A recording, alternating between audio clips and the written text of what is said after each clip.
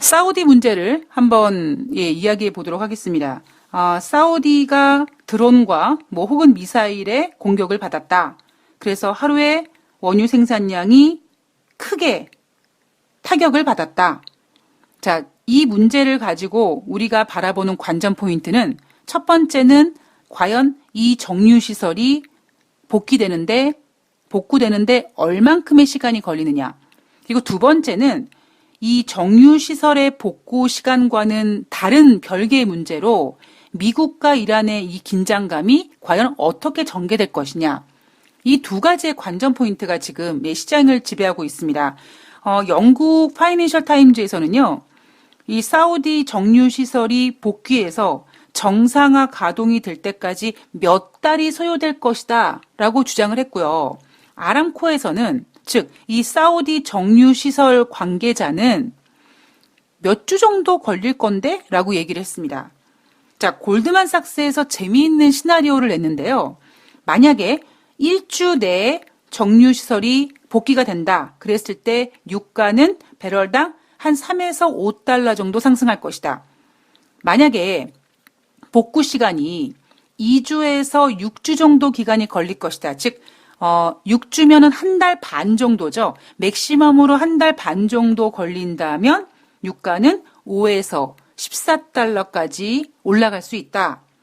자, 그러나 6주 이상, 즉 한 달 반 이상 혹은 2달 혹은 서너 달이 걸린다면 국제 유가는 현재 가격대에서 15달러 이상 상승 가능하다라는 시나리오를 제시했습니다. 자, 그러자 현지 시간으로 9월 17일 증시가 이제 폐장되기 얼마 전에 사우디에서 사우디 석유 장관이 공식적으로 한 2, 3주 내에 정상 가동이 가능하다라고 얘기했습니다. 자, 그래서 이 미국의 증시는 이 원유 시장의 안정을 가지고 반등으로 끝났고요. 한편으로 보면은요, 우리가 참 놀라웠던 사실이 뭐냐면, 세계 원유 시장의 5%를 차지하고 있는, 그리고 사우디가 하루에 생산하는 생산량의 50%가 타격을 받는 그러한 공격을 받았음에도 불구하고 의외로 미국 증시가 잘 버텼다. 왜 그럴까? 미국이 트럼프 대통령 말대로 자체 생산하고 있으니까 지금 미국은 현재 세계 최고 원유 생산량을 자랑하고 있거든요. 그러니 사우디가 타격을 받아도 미국의 생산량이 있기 때문에 괜찮고, 그리고 지금 오펙이라든가 에너지 기구에서 앞으로 원유 수요가 줄어들 거라고 했기 때문에 수요가 증가하지 않을 부분에서 충분히 공급이 될 수 있을 것 같고, 그리고 또 하나, 미국 입장에서 봤을 때는 원유가 상승하니까 물가 상승률, 즉 인플레이션을 상승시키는 호재로 포장할 수도 있고요. 그리고 조금 더 나아가서는 중국을 힘들게 할 수 있는 거죠. 그러니까 저는 솔직히 못된 마음으로요. 이번에 사우디 이 문제를 미국에서 일부러 일으켰나? 라는 식의 생각이 들 정도였죠. 물론 아니겠죠. 물론 아닌데 제가 왜 그렇게 생각했냐면 지금 사우디의 원유 시설 공습받은 이 사건이 미국에게, 그리고 더 나아가서 트럼프 대통령에게 너무나, 정말 제가 어제 방송에서 행운의 여신이 트럼프한테 넘어가나라고 생각할 정도로 미국으로서 굉장히 좋은 카드거든요.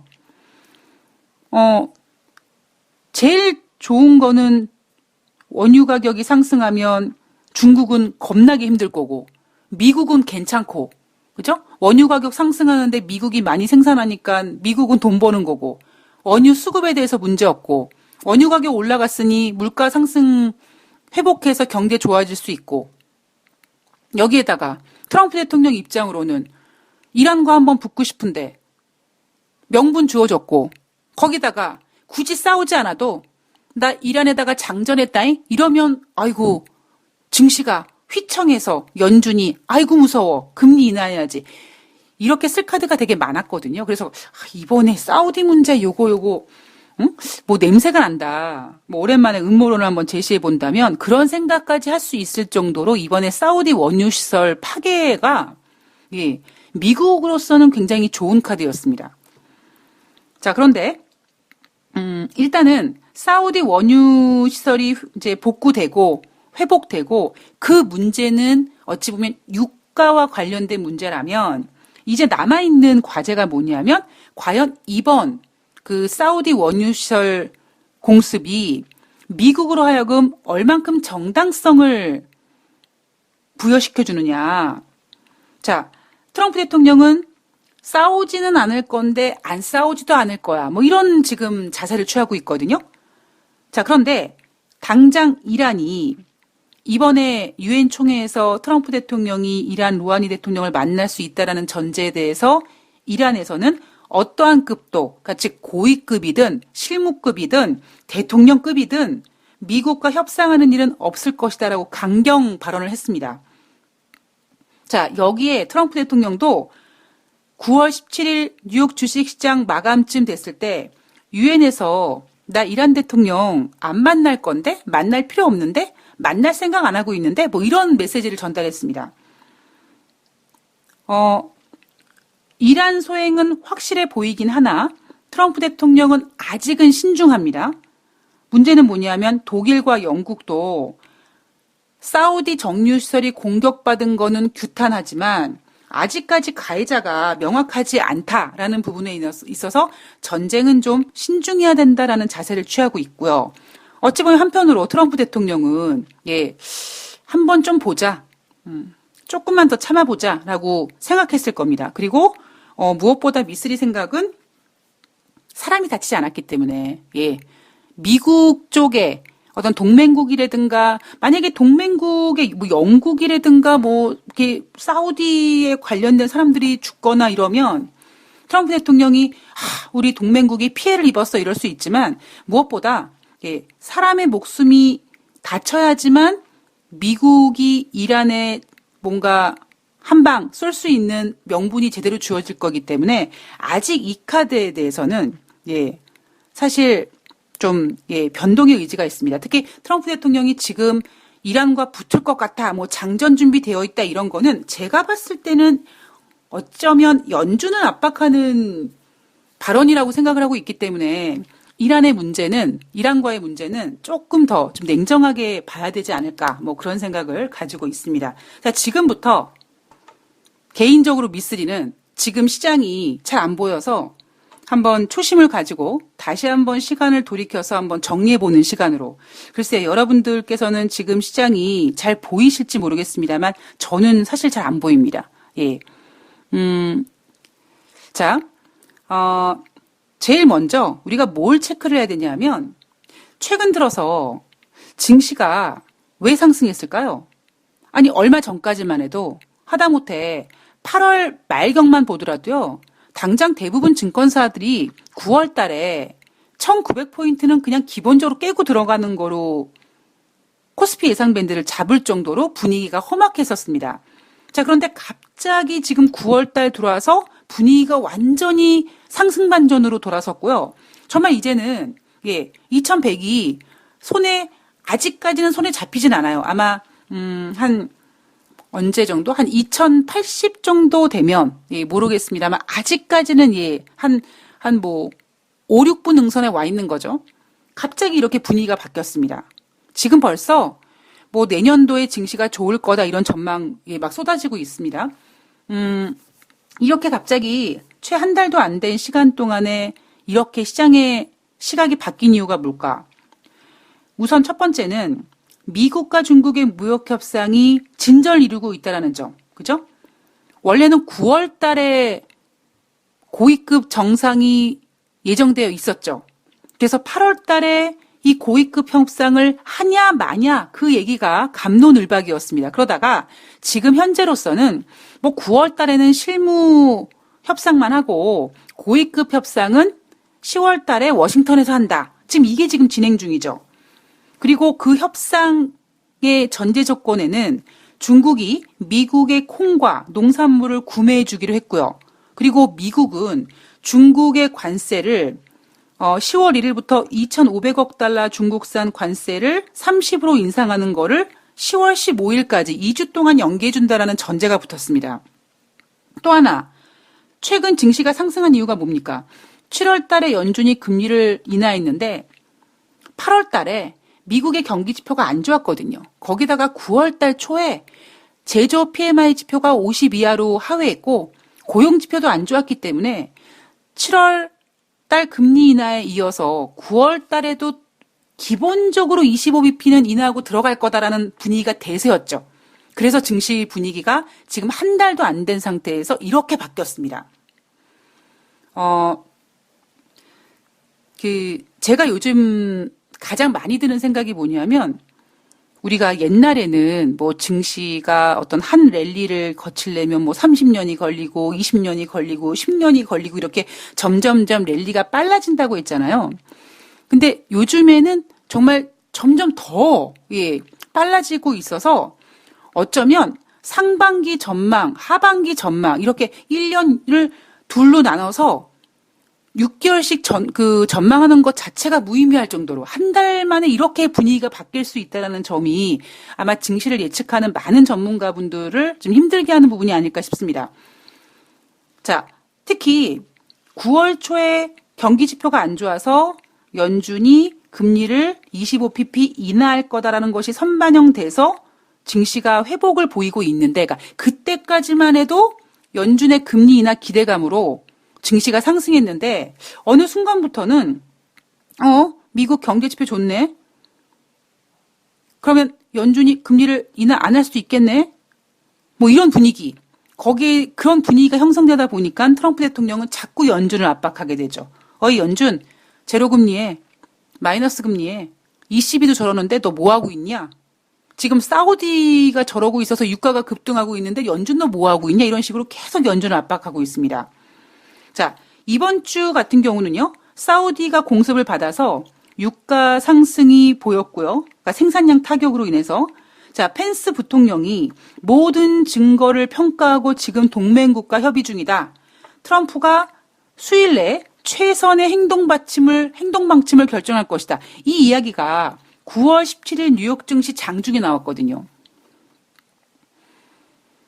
또한 트럼프 대통령도 나 이란과 유엔 총회에서 로하니 대통령 안 만날 수도 있어 이런 분위기를 조성하면서 제 개인적인 생각으로는 어떻게 해서든지 트럼프 대통령은 이번 9월 달에 연준의 금리 인하를 이렇게 만들어내기 위해서 저렇게까지 노력을 하는구나라고 보고 있습니다. 자, 이게 지금 2019년도 중반, 이번 주 초에 사우디 공습받은 것까지 포함한 지금 현재 상황입니다. 그죠? 자, 지금 현재 9월달 FOMC에서 금리 인하 가능성이 65.8%, 금리 동결 가능성이 34.2%입니다. 증시가 혼란스러워하고 있어요. 연준이 금리 인하할 줄 알았더니 또 안 할 것 같기도 하고, 아니야 또 할 것 같기도 하고, 어떻게 될지 모르겠어. 저는 사실 9월달에 FOMC가 동결하지 않을까 싶거든요. 물론 여기서 제가 그렇게 생각하는 이유는 저는 좀 못됐어요. 제가 좀 못되다 보니까 제가 만약에 제롬 파월 연준 의장이면 자꾸 트럼프 대통령이 막 무시하고 강등시킨다고 하고 막 경제 성장률 기록하기 위해서 지금 경제 지표 잘 나오고 있는데 계속 연준을 압박하는 거에 대해서 열받아서 보란 듯이 야, 뭔 개소리야. 지금 경기 지표 잘 나오고 있잖아. 나 동결할 거야. 그리고 연준은 진짜 경기 침체가 왔을 때 쓰는 거야. 이렇게 보란 듯이 금리 동결시켜 버릴 것 같아요. 저라면. 예. 그냥 제 생각입니다. 예. 저는 조심스럽게 제롬 파월 연준 의장이 만약에 저라면, 제가 제롬 파월 연준이라면 난 금리 동결한다. 예. 자, 어쨌든 이게 지금 현재 상황입니다. 제가 조금 전에 트럼프 대통령이 어떻게 해서든지 9월 달에 연준을 금리 인하시키기 위해서 아까 펜스 부통령도 동맹국가 협의 중이다. 트럼프가 수일 내에 최선의 행동 방침을 결정할 것이다. 최선의 행동 방침이 뭐야? 전쟁하겠다라는 거야. 협상하겠다라는 거야. 또 하나, 트럼프 대통령도 나 로하니 대통령이랑 안 만날 거야. 또 게다가 트럼프 대통령이 야, 중국과 무역협상 타결 그거 대선 이후로까지 늘어질 수 있어라는 얘기를 합니다.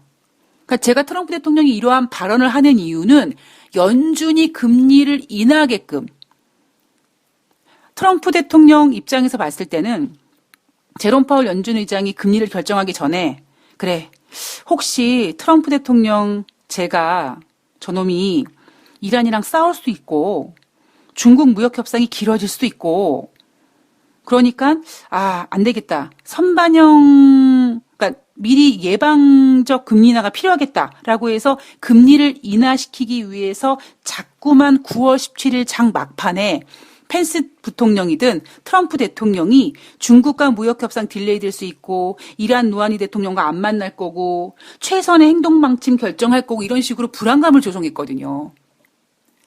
지금 이게 현재 상황입니다. 자, 우리가 다시 과거로 잠깐 돌아가면, 자, 여러분들은 이제부터 타임머신을 타고 2018년도 12월로 돌아가 보도록 하겠습니다. 자, 2018년도 12월 달은요, 우울했어요. 어느 정도로 우울했냐면, 뉴욕 증시가 크게 하락했고요.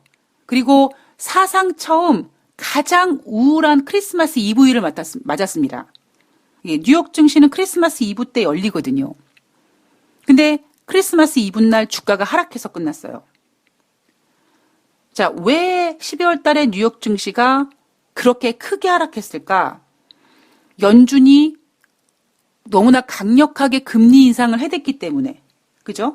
그 영향으로 12월 달 증시가 크게 하락하자 2019년 1월 달, 정확히 1월 4일 날 제롬 파월 연준 의장이 저 비둘기입니다라고 항복을 합니다. 그리고 금리 문제뿐만 아니라 미국과 중국의 무역 협상도요.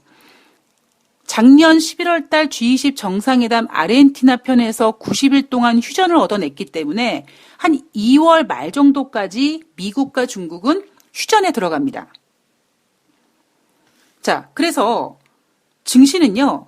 1월 달 제롬 파월 연준 의장이 비둘기라고 선언한 다음에 미국과 중국의 무역 협상은 휴전. 그래서 증시가 불안하지만 어느 정도 이렇게 불안을 안고 갔습니다. 자, 그러다가 2019년 5월까지는 어떤 분위기냐면 1월 제롬 파월 연준 의장이 나 비둘기여라고 손들었던 게 나 앞으로 더 이상 금리 인상하지 않겠습니다. 라고 해석을 했고 5월 달까지는 금리 동결로만으로도 만족을 했어요. 자, 그러다가 5월 달 분위기가 어땠냐면 그래, 연준이 더 이상 금리 인상하지 않는 것만으로도 다행이야라고 했는데 이 판을 누가 깼냐면 트럼프 대통령이 5월 달에 미국과 중국의 무역 협상 이제 거의 타결을 앞둔 5월 5일 날 갑자기 2천억 달러에 대한 관세를 10에서 25%로 인상한다고 얘기하고 중국과 협상을 깨버립니다. 그러면서 5월 달까지 금리 동결로만 안정시켰던 그 증시가 이제는 금리 동결로만은 해결이 안 되고 그 이상의 것, 그러니까 금리 동결 그 이상이 뭐예요? 금리 인하. 그래서 5월 달부터 야, 이제 연준이 미국과 중국이 저렇게까지 이제 관세를 인상하고 막 그랬으니까 안 좋겠구나. 따라서 연준이 이제 금리를 동결하는 게 아니라 인하하겠구나라고 해서 어찌 보면 5월 달부터 금리 인하 가능성이 좀 커졌었습니다. 그리고 이때부터 슬슬 미국의 경제 지표가 예전 같지 않습니다라는 부진한 경제 지표가 노골적으로 나오게 되죠. 그래서 시장에서는 연준이 이제 금리 동결을 떠나서 인하하겠구나. 자, 그러다가 6월 달에 G20 정상회담 오사카 편에서 오사카 정상회담이 열리기 전에 트럼프 대통령은 만약에 오사카에 시진핑이 오지 않으면 관세 부과할 거야. 시진핑이 와도 관세 부과할 거야. 이런 식으로 강경적인 발언을 하면서 불안감을 형성했습니다. 자, 그러다가 하물며 그렇게 6월 달 중순에 6월 말에 준비되어 있는 G20 정상회담에서 시진핑 안 오면 인상할 거 이렇게 협박을 했음에도 불구하고 6월 달에 FOMC에서는 금리를 인하하지 않았죠. 자, 그리고는 G20 정상회담이 오사카에서 열렸는데 오히려 막상 두 정상이 만나서 트럼프 대통령이 밀렸어요. 화웨이 제재 일부 풀어주기로 했고, 그다음에 추가 관세 부과해주지 않기로 했고요. 중국은 미국에 콩을 사주기로 했습니다. 그래서 객관적으로 놓고 봤을 때 트럼프 대통령이 밀리자 G20 정상회담 오사카 편이 끝나자마자 방한을 이유로 판문점에 가서 김정은을 만나고 북한 문제를 이렇게 들쑤셔 놓습니다. 수면 위로 이렇게 올려놔서 G20 정상회담에서 진행된 자기에게 불리한 문제들을 다 커버시켜 버립니다. 자, 그 사이에 이미 추세는 7월 달에 연준이 금리를 인하할 것이라는 기대가 너무나 커졌고요. 그 이유는 미국의 경기 지표가 부진함과 동시에 유로존의 경기 지표가 너무나 부진했기 때문에, 그리고 중국 경기 지표도 좋지 않았습니다. 자, 그리고 미국과 중국의 무역 협상은 콩을 사준 것도 아니고 화웨이를 또 풀어준 것도 아니고 그냥 지지부진하게 그냥 막 말만 많았지 실질적으로 전개된 거 없이 그냥 흘러갔습니다. 자, 그러다가 2019년 7월 달이 되자 이제 이미 연준은 그래 금리 인하 해야 돼. 너 연준 금리 인하 해야 된다. 이렇게 압박을 받으면서 단순히 금리 인하뿐만 아니라 얼마 할래? 야, 25 해서 되겠냐? 50 정도 해. 야, 한 번 해서 되겠냐? 한 3번 해.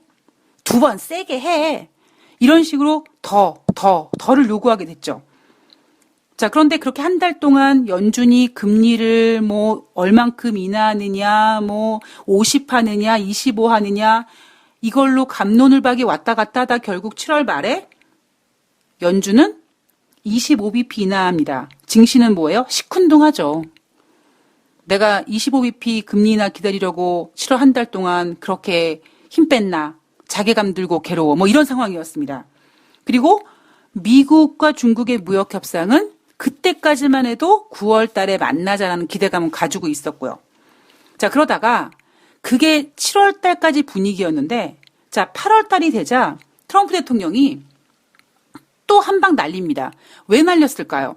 제가 트럼프라면 7월 달에 연준이 금리를 25bp밖에 인하하지 않았기 때문에 연준 막말로 연매기기 위해서 8월 3일 날 미국이 3천억 달러에 대한 중국산 제품 10% 관세 이거 부과하기로 하죠.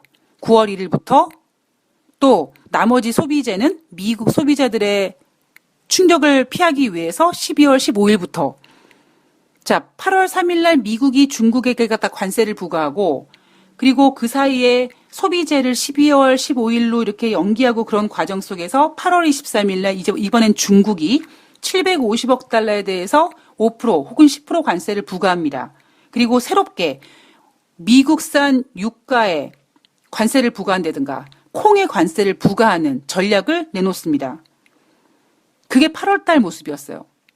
그리고 미국의 경제 지표가 부진했고 9월 달 초에 고용 지표 제조업 PMI가 부진했고 그리고 경기 침체 가능성이 이제 노골적으로 제시가 됐죠.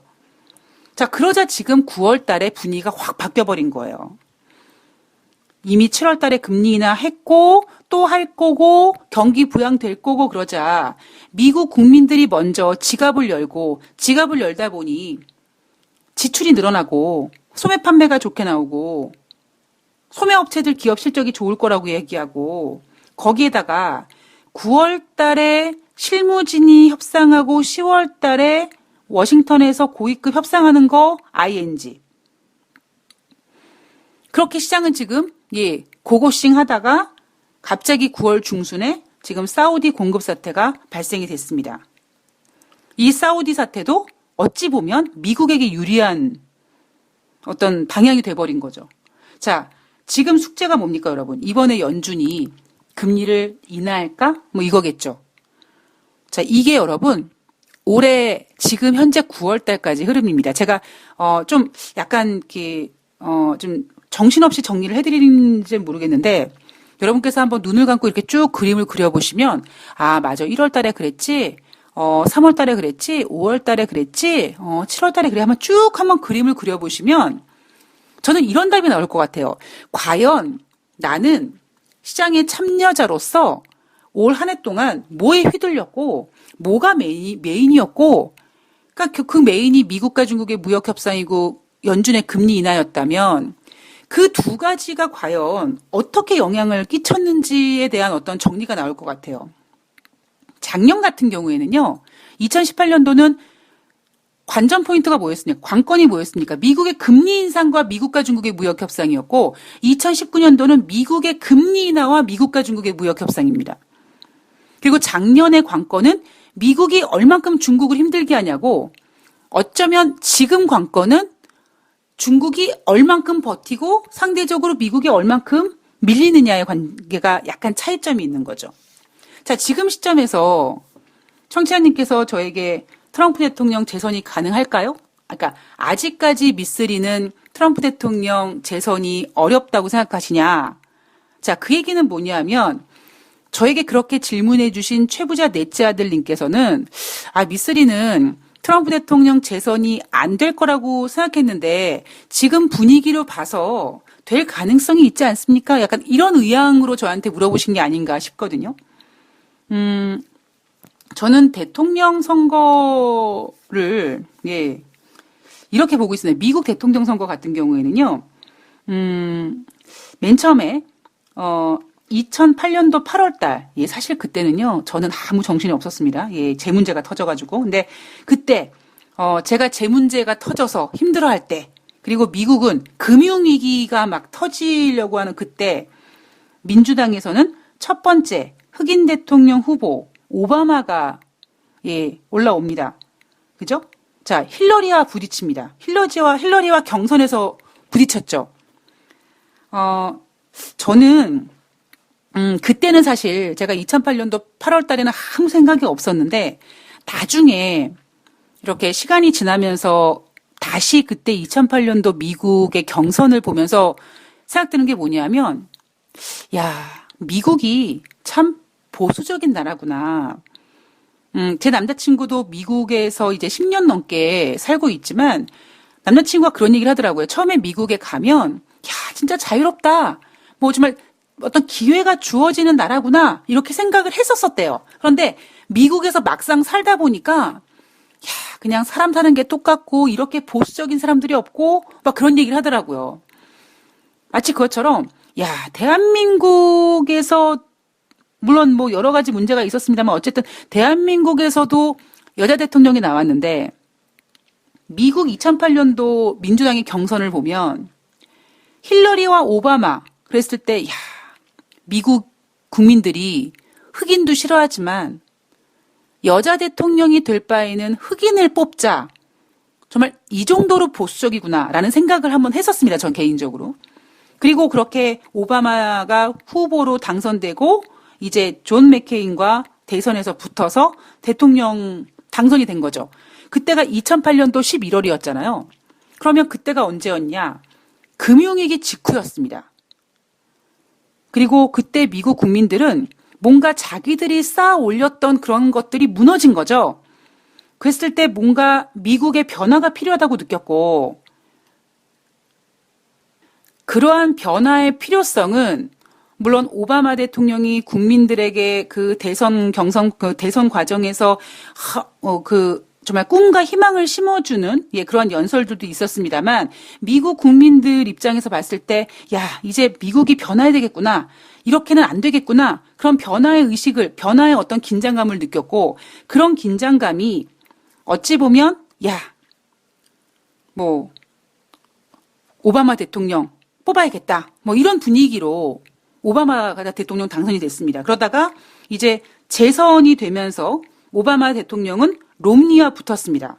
사실 오바마 대통령이 재선할 쯤 됐을 때 미국 경기가 약간 꺾였고요. 여러 가지 힘들었습니다만 어쨌든지 간에 오바마 대통령은 재선에 성공을 했고 마지막 재선 임기 끝에 가장 미국 국민들에게 사랑받는 대통령으로 남게 됐잖아요. 자, 그렇다면 결국 미국의 대통령 선거 때는 그 대통령 선거가 열리는 그 시점에 대한 그 상황과 앞으로의 어떤 글쎄요, 그걸 아젠다라고 해야 되나요? 그런 걸 좀 봐야 될 것 같은데 2016년 11월 달에 힐러리와 트럼프가 붙었습니다. 마찬가지죠. 저는 그래 그때 필요한 건 뭐였냐면 중국을 상대해야 될 인물. 아유, 힐러리보다는 좀 약간 그 똘기 있어 보이는 트럼프, 약간 강성인 스타일이 필요할 것 같다. 그리고 두 번째, 무엇보다 그래도 여자보다는 남자. 그리고 세 번째, 저는 2016년 11월 달에 트럼프 대통령이 대통령으로 당선된 이유가 2016년 2월 달에 막 엔화가 급등하고 각국의 정책 공조 기대감으로 막 증시가 부양되고 막 그랬을 때 그때 느꼈던 어떤 그 글로벌 모든 사람들의 심리. 다시는 배고파지고 싶은 마음이 없다 보니까 내 거를 악착같이 챙겨야 되겠다는 이기주의. 그래서 저는 2016년 11월 달 힐러리와 트럼프의 어떤 대선은요. 중국을 상대해야 될 인물. 그래. 아직까지 미국은 보수적이야. 여자보다는 남자. 두 번째, 이기주의를 합리화시켜줄 인물. 그래서 전 트럼프 대통령이 당선됐다고 보고 있거든요. 그러니까 트럼프 대통령이 당선된 다음에 유동성이 더 풍부해지고 거기다가 감세 정책 해가지고 증시가 많이 부양되고 그리고 트럼프 대통령은 중국을 상대했죠. 자, 지금 2020년 11월 달 이제 미국 대통령 선거를 앞두고 여러분들께서 저한테 미쓰리는 트럼프 대통령이 재선이 될 것 같습니다. 될 것 같습니까? 라고 물어본다면 사실 저는 아직까지도 트럼프 대통령이 재선이 안 될 거라고 보고 있습니다. 왜냐하면 왜 그렇게 볼 수밖에 없냐면 제가 트럼프 대통령이 재선이 될 것 같아요라고 해버리면 미쓰리의 어떤 그 경제 시황이 완전히 바뀌어버리는 거예요. 트럼프 대통령이 계속 재선이 되기 위해서는 미국 경제가 좋아야 돼요. 이거는 트럼프 대통령 본인이 스스로 만든 아이덴티티입니다. 경제 대통령 이꼬르 트럼프. 그래서 트럼프 대통령의 재선이 되기 위한 전제 조건은 무조건 미국 경기가 좋아야 돼요. 자, 제가 어제 만약에 이란을 공격하게 되면 미국 국민들이 정권 바뀌는 게 싫어해서 트럼프를 밀어줄 것이다. 이 가능성이 있죠. 그런데 이게 돈 문제는 좀 다르더라고요. 보세요. 2008년도에 금융위기가 터졌는데 정권이 바뀌었단 말이에요. 그래서 저는 앞으로 그러니까 내년도 2020년 11월에 가서 그때 상황을 봐야 되겠지만 제가 아직까지 트럼프 대통령의 재선을 신뢰하지 못하는 이유가 첫 번째는 트럼프 대통령이 그동안 첫 번째 임기 동안 그 얘기했던 그런 상황들, 그러니까 약간 큰 소리 뻥뻥 쳤던 것에 대한 어떤 피로감을 국민들이 느낄 가능성이 있고 두 번째는 물론 지금 경기 부양 때문에 마치 글로벌 경기가 좋아질 것처럼 보이지만 저는 그렇게 보고 있지 않잖아요. 즉 트럼프 대통령이 계속 경제 대통령이라고 외치면서 진행시켰던 모든 것들이 어느 순간 부메랑이 돼서 트럼프 대통령이 힘들게 하지 않을까. 지금 올해가 2019년 9월이면 2020년 11월이면 아직까지 1년 2개월인데요. 1년 2개월이면 여러분 너무나 긴 시간입니다. 아니 당장 지금 8월 달과 9월 달 시황 분위기가 이렇게 바뀌는데 이러다가 갑자기 내년에 분위기 확 바뀔 수 있어요. 그리고 트럼프 대통령은 이런 식으로 경제 대통령의 컨셉으로 밀어버리면 경제가 조금만 휘청해버리면 그냥 미국 국민들은 등 돌릴 수 있다라고 보고 있거든요. 근데 여기에 변수가 하나 있는데 제가 앞서도 저는 조 바이든이 될 것 같지 않다라고 본 이유. 그러니까 버니 샌더슨도 마찬가지고 지금 민주당의 경선 그 후보들이 저는 사실 그렇게 트럼프를 이길만 하다고 생각하진 않아요. 그래서 어찌 보면 트럼프라는 캐릭터를 두고 민주당 경선 후보를 갖다 놨을 때 저는 민주당이 질 수 있을 거라고 생각하거든요. 그러니까 제가 어제 방송에서 뭐 글로벌 뭐 어떤 그 재무 관리자들한테 설문조사했더니 66%가 트럼프 대통령이 재선을 생각하고 있고 65%가 미국의 경기 침체 뭐 안 올 거라고 생각한다. 즉 그 얘기는 트럼프 대통령의 재선 이꼬르 미국 경기라고 이렇게 말씀드렸잖아요. 근데 앞서서 경기 침체 이야기 나오고 그랬을 때 조 바이든이든 버니 샌더슨이든 모든 후보들을 갖다가 붙여도 트럼프가 졌어요. 그러니까 물론 그게 어디서 여론조사를 하느냐, 누구를 대상으로 하느냐에 따라 달라지겠지만 그만큼 경기가 조금 안 좋아지면 국민들은 트럼프 대통령한테 굉장한 피로감과 짜증을 느낄 겁니다. 그러니까 아직까지 1년 2개월 동안 경제가 어떻게 될지 봐야 되는데 저는 경제가 안 좋을 거라고 보고 있기 때문에 트럼프 대통령이 재선이 힘들지 않을까라고 보고 있고, 문제가 뭐냐면 민주당의 조 바이든이라든가 버니 샌더스는 글쎄요, 그 캐릭터로 과연 트럼프로 이길 수 있겠느냐, 저는 어렵지 않을까 싶거든요. 그렇다면 지금 미국 경선에서 바람을 일으키고 있는 뭐 카멀라 해리스라든가 엘자베스 워런 이런 여성들의 파워 또 고민하는 거죠. 미국에서 만약에 경선이 진행되는 가운데 이 카멀라 해리스라든가 엘자베스 워런이 막 상승세를 막 일으켜서 갑자기 민주당 경선에서 뭐 예를 들면 카멀라 해리스가 후보가 됐다. 그럼 카멀라 해리스와 트럼프가 붙었다. 미국 국민들이 과연 여자 대통령을 탄생시킬 수 있을까? 여기에 대한 퀘스천 마크는 있는 겁니다. 그러니까 제가 트럼프 대통령의 재선이 아직까지 불가능하다라고 계속 생각하는 이유는 민주당 후보와 붙었을 거라는 전제 조건이 아니라 트럼프 대통령이 그동안 임기 동안에 했던 상황들과 트럼프 대통령 이꼬르 경제 대통령이라는 어떤 공식이 앞으로 만들어낼 어떤 그런 상황들만 놓고 봤을 때 불가능할 거라고 보고 있는 거고요. 그래서 제가 앞서도 한번 민주당의 후보가 누가 될지 모르기 때문에 아직까지는 대통령이 누가 될지 모른다라고 말씀드렸던 이유가 바로 그겁니다. 그러니까 트럼프만 딱 떼고 놓고 봤을 때는 저는 어렵지 않을까. 물론 앞으로 민주당의 변수 봐야겠죠. 그러니까 저는 어찌 보면 민주당에서 강력한 후보가 나와서 트럼프가 안 되기보다는 트럼프 대통령 스스로 무너질 가능성을 더 많이 점치고 있는 거죠. 예. 뭐 제가 이렇게 얘기한데 뭔 의미가 있겠습니까? 그죠? 뭐 제가 무슨 뭐 이렇게 뭐 미국 대통령이 누가 될 것 같아요라고 점친다고 뭐 세상이 달라집니까? 뭐 제가 그렇다고 부귀영화를 누리는 것도 아니고 그냥 제 생각이 그렇다라는 겁니다. 그러니까 참 안타까웠던 부분이 미국 대통령 선거를 보면서 야, 흑인 대통령일지언정 여자는 안 되는구나. 미국이 저런 나라구나. 예. 어떤 그런 공식으로. 그리고, 그때 대통령 선거가 임박했을 때 어떤 그때 분위기, 금융위기 직전, 혹은, 중국을 상대해야 되고 이기주의가 합리화되는 어떤 그런 뭔가가 필요한 것처럼 내년도 2020년 한 뭐 8월 달 정도가 되면, 하반기가 되면 뭔가 그러한 앞으로의 미국의 미래를 밝혀줄 그러한 어떤 이슈와 거기에 적합한 후보가 빛나게 되지 않을까, 뭐 그런 생각을 하고 있습니다. 뭐 미국의 대통령 문제는, 예, 대통령 선거 문제는 앞으로도 갈 길이 머니까요. 예. 뭐 그게 저와 무슨 상관이 있습니까? 여하튼, 예, 우리 최부자 넷째 아들님께서 궁금해 하셔가지고, 예, 답이 되셨는지 모르겠습니다. 자, 제가 준비한 얘기는 여기까지고요. 저는 내일 9월 19일 목요일 날 뵙도록 하겠습니다. 오늘 화이팅 하시고요. 예, 환절기 건강관리 잘 하시기 바랍니다. 고맙습니다.